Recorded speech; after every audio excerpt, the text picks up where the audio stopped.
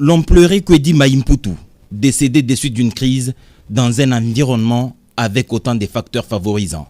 La mort est toujours inéluctable. On le pleure en nous pleurant nous-mêmes.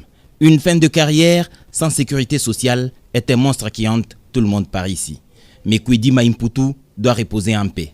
Il a fallu qu'il meure pour que sa renommée appelle le président de la République à la RTNC, où il a passé plus de 40 ans de carrière dans les dénuements qui ne ressemblent pas à son nom.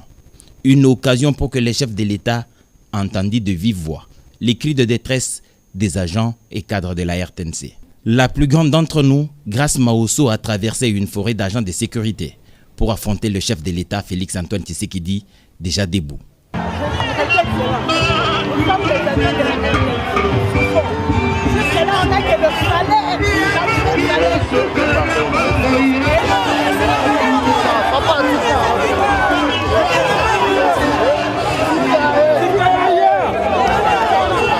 Les revendications des agents sont connues de toutes les autorités en charge de donner une solution durable. Pour elles, le son résonne de l'autre côté de la montagne.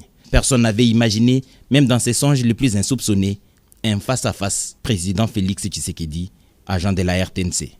C'est fait, le mémo lui a été remis.